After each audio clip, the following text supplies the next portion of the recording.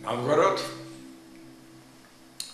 საქართველოს ის ქვეყანაა, რომელმაც პირველმა განახორციელა უწყვეტი წელთაღრიცხვა ერთი კონკრეტული მომენტიდან დაწყებული. ეს არის ძველი წელთაღრიცხვის 540 წელი, როცა საქართველოში დასრულდა მთვარის კალენდარული ეპოქა და მზის უძრავი წელიწადის კალენდარული ეპოქა დაიწყო. შემდეგ ეს ქართული, ასე ვთქვათ, მეთოდი წელთა აღრიცხვისა, რომელიც ქართველმა ქურუმებმა შეხვდეს, თანდათანობით მთელ წინა აზიას მოვედო. ოღონდ ქართულისაგან განსხვავებით, წინა აზიაში მაინც ბატონობდა არა მზის უძრავი წელიწადის, არამედ მზის მოძრავი წელიწადის კალენდარი, რომელიც შედარებით მარტივია, მაგრამ უზუსტო, ესე იგი, წელიწადის ხანგრძლივობას არასწორად ანგარიშობს. აი ეს კალენდარი, მზის კალენდარი, რომელსაც ძველი ბაბილონური მთვარის კალენდარი ემორჩილება, შემოღებული იქნა, ესე იგი, 540 წელს და შემდეგ ეს კალენდარი ქართულ ანბანში განხორციელდა. ესე იგი, ჯერ შეიქმნა მზის უძრავი წელიწადის კალენდარი ქართულ ქურუმთა მიერ ძველი წელთაღრიცხვის 540 წელს და შემდეგ ეს კალენდარი ქართულ ასომთავრულ ანბანში განხორციელდა ძველი წელთაღრიცხვის 454 წელს. ამდენად ჩვენ ქართული წელთაღრიცხვის შეიძლება ითქვას სამი სახეობა არსებობს. ქურუმთა ქართული წელთაღრიცხვა და შემდეგ ფარნავაზ მეფის ქართული ეროვნული წელთაღრიცხვა და ბოლოს ქრისტიანული ქართული წელთაღრიცხვა. რატომ მოხდა ასე? იმიტომ მოხდა, რომ 540 წლიდან ჯერ 19 წლიანი მთვარის ჟამეული არ არსებობდა. მან იგი იშვა ჯერ ჩინეთში მე-6 საუკუნეში, შემდეგ ეს ბაბილონში განხორციელდა. მე-6 საუკუნის დასასრულს ამდენად 540 წელს ჯერ 19 წლიანი ციკლი არ არსებობდა და იგი ამოქმედდა საქართველოში მხოლოდ ძველი წელთაღრიცხვის 426 წელს. ამავე ძველი წელთაღრიცხვის 426 წელს ამოქმედდა მზისა და მთვარის დაბნელებათა ჟამეულები, კერძოდ მოკლე 18 წლიანი ჟამეული საროსი და ვრცელი მთვარის 54 წლიანი ჟამეული, ეგრეთ წოდებული სამკეცი საროსი. აი ეს მზისა და მთვარის მზის ქართული უძრავი წელიწადისა და მთვარის 19 წლიანი ჟამეულების ერთდროული ამოქმედება მხოლოდ ძველი წელთაღრიცხვის 284 წლიდან იწყება. აი ამიტომ მოხდა, რომ 540 წელს შემოღებული ქურუმთა ქართული კალენდარი და ქურუმთა ქართული წელთაღრიცხვა, ეს ფარნავაზ მეფის ეროვნულ ქართულ წელთაღრიცხვად იქცა, როდესაც ერთდროულად ამოქმედდა მზის 4 წლიანი, 28 წლიანი და 128 წლიანი ჟამეულები და მთვარის 19 წლიანი ჟამეული. ეგრეთ წოდებული 284 წლიდან იწყება მზის 28 წლიანი ჟამისა და მთვარის 19 წლიანი ჟამის მოქმედება და ჩვენ 204 ძველი წელთაღრიცხვის 280 წლიდან ფარნავაზ მეფის დროიდან საფუძვლად ედება, საფუძველი ეყრება ქართულ ქრონიკოს, ანუ 532 წლიან ციკლს. ეს არის მზის 28 წლიანი ციკლისა და მთვარის 19 წლიანი ციკლის ნამრავლი, რომელიც 284 წლიდან იწყება და მანამდე ეს ერთდროული მათი ამოქმედება და ვებულობთ ქართულ ქრონიკულ წელთაღრიცხვის 532 წლიან ჟამეულს.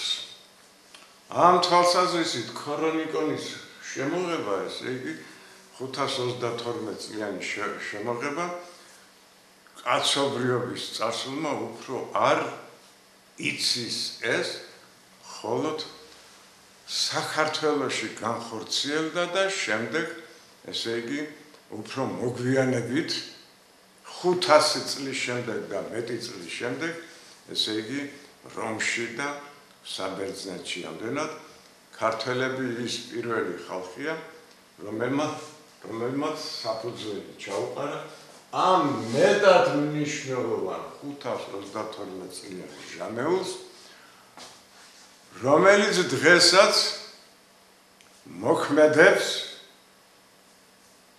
როგორც რომაულ, ისე მართლმადიდებულ ქრისტიანულ კალენდრებში.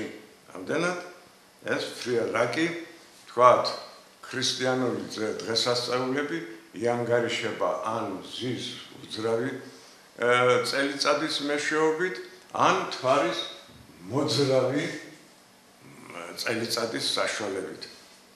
თქვენ იცით, რომ ესე იგი მთვარის წელიწადი ხან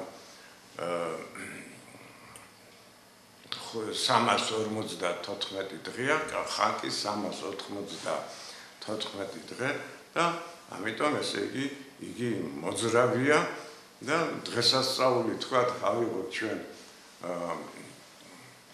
ქრისტიანული დღესასწაულები ქრისტეს აღდგომისას სხვადასხვა დროს ხდება, რაგი ესე იგი სავსე გაზაფხულის პირველი სავსე მთვარეობის შემდეგ უახლოეს პირად დღეს არის ქრისტეს აღდგომა. ეს კი მთვარის კალენდრით სხვადასხვა დროს მოდის. ესე იგი პირველი ჩვენი წელთაღრიცხვა არის ქურუმთა ქართული წელთაღრიცხვა, ხოლო მეორე ჩვენი წელთაღრიცხვა არის ფარნავაზ მეფის წელთაღრიცხვა, როდესაც საფუძველი დაედო 532 წლიან ციკლს. რაც შეეხება ქრისტიანულ წელთაღრიცხვას, ამას საქართველო ფრიად მომზადებული შეხვდა, იმიტომ რომ ძირითადი 532 წლიანი ციკლი ქართველებს უკვე ჰქონდათ და სხვა ქვეყნებისაგან განსხვავებით და ამიტომ გადასვლა ქართული ეროვნული წელთაღრიცხვის ფარნავაზ მეფის ქართული ეროვნული წელთაღრიცხვიდან გადასვლა ქრისტიანული წელთაღრიცხვაზე უკვე მარტივი იყო. ამდენად რაგი ქრისტიანულ წელთაღრიცხვად საფუძვლად დაედო რა მოვლენა? ქრისტეს შობა ან ქრისტეს ჯვარცმა. ამდენად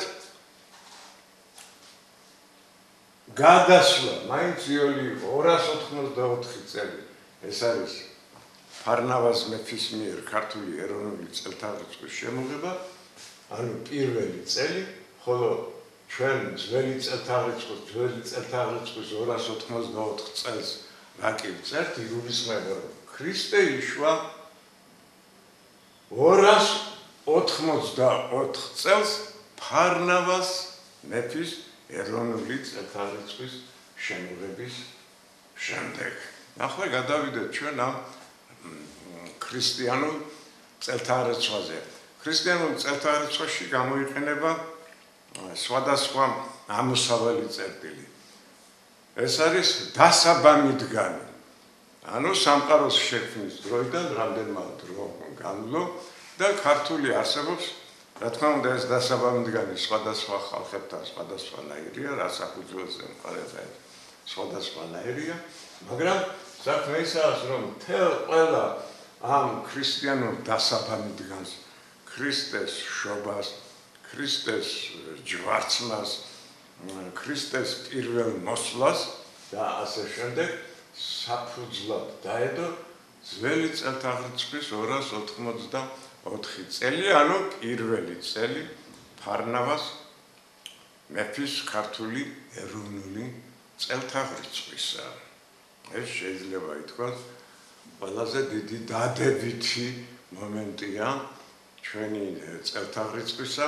იგი უპირველეს ყოვლისა უწყვეტია, ესე იგი ქართული კალენდარი, მზის უძრავი კალენდარი მოქმედებს ძველი წელთაღრიცხვის 540 წლიდან და გრძელდება როგორც წარმართულ, ისე ქართულ ქრისტიანულ ხანაში. ადრე ქრისტიანულმა წარწერებმა ცხადყვეს, რომ ესე იგი საქართველოში მოქმედებს უკვე ქრისტიანული ქართული წელთაღრიცხვა, ქრისტიანული კალენდარი და როდის მოხდა ეს მნიშვნელოვანი გადასვლა ფარნავაზ მეფის წელთაღრიცხვიდან ახალ ქრისტიანულ წელთაღრიცხვაზე. როგორც მოგახსენეთ, ამოსავალი თარიღია ძველი წელთაღრიცხვის 284 წელი, აგრეთვე დასაბამი დგანი ქართული 5604 წელი. ანუ ქართული დასაბამი დგანის ამოსავალი თარიღია ისევ 284 წელი და ქართული ქრისტეს პირველ მოსვლის დასაბამი თარიღია აგრეთვე ძველი წელთაღრიცხვის 284. რა თქმა უნდა, ქრისტეს დრეთით აღდგომის ამოსავალი წერტილია ისევ ფარნავაზ მეფის წარმართული ქართული თარიღი. ამდენად ჩვენ არ გვაქვს დროის ათვლის უწყვეტი ჯაჭვი და შეიძლება ითქვას, რომ აი წელს 2010 წელს შესრულდა ქართული უწყვეტი წელთაღრიცხვის 2550 წელი. ამდენად თამამად შეიძლება ითქვას, რომ ქართული წელთაღრიცხვა ეს უძველესი წელთაღრიცხვა კაცობრიობის წარსულისა. ახლა როდის იქნა შემოღებული? ჩვენ ვიცით, რომ ქურუმთა ქართული წელთაღრიცხვა შემოღებული იქნა ძველი წელთაღრიცხვის 540 წელს. ფარნავაზ მეფის ეროვნული ქართული წელთაღრიცხვა შემოღებული იქნა 284 წელს, როცა ამოქმედა 532 წლიანი ქრონიკული ციკლი. მაგრამ როდის იქნა შემოღებული ქრისტიანული წელთაღრიცხვა საქართველოში? მიღებულია თვალსაზრისი, რომ ქრისტიანული წელთაღრიცხვა საერთოდ შეიქმნა დიონისე მცირის მიერ 525 წელს, ესე იგი და ამოქმედა ახალი წელთაღრიცხვის 532 წლიდან. ანუ ქრისტე იშვა აი ეს ქრონიკული წელთაღრიცხვა საფუძვლად დაედო, ესე იგი ქრისტეს შობის თარიღს. ახალი წელთაღრიცხვის თქვათ, ქრისტიანული ახალი წელთაღრიცხვის 532 წელი, რომელიც დიონისე მცირის მიერ იქნა შემოღებული, ქრისტეს შობიდან 532 წელს ითვლის და ეს ითვლებოდა, ესე იგი ქრისტიანული შემოღების თარიღად. საქმე ის არის, რომ ეს ძველი უკვე მოძველებული ჩემი თვალსაზრისით მოძველებული აზრია, რადგან ქრისტიანული წელთაღრიცხვა, რომლის მეშვეობითაც ჩვენ ახლა ვანგარიშობთ და ქრისტიანული წელთაღრიცხვით ახლა 2010 წელია, შეიქმნა არა დიონისემცირის დროს, არამედ ისევ ქართველ ქურუმებმა შექმნეს ახალი წელთაღრიცხვის 302 წელს დაწყებული იქნა ქართული ქრისტიანული წელთაღრიცხვის შემუშავება და 302 წელს დასრულდა ხოლო ახალი წელთაღრიცხვის 305 წლიდან ქრისტიანული ქართული წელთაღრიცხვა ამოქმედდა. თავისებურება, ესე იგი, აქვს ქართულ ზოგადისაგან განსხვავებით, თავისი თავისებურება აქვს და ამ თავისებურებების შესახებ მე მგონი ჯობია მომდევნო საუბარში შევეხოთ საერთოდ ამ საკითხს. კერძოდ, ქართული ქრისტიანული წელთაღრიცხვის, რომელიც შეიქმნა 302 წლებში ახალი წელთაღრიცხვა, მისი არსი რომ გასაგები იყოს, რა კი ეს წელთაღრიცხვა მოქმედებაშია უკვე ქართულ დოკუმენტებში, ქართულ წერილობით ძეგლებზე და რომლებსაც სამწუხაროდ ვერ ვკითხულობთ, რა კი ქართული ქრისტიანული წელთაღრიცხვა არ ვიცით და როგორი წერებოდა და როგორი თავისებურება მქონდა ამ წელთაღრიცხვას, აქამდე ჯერ კიდევ არ ვიცით.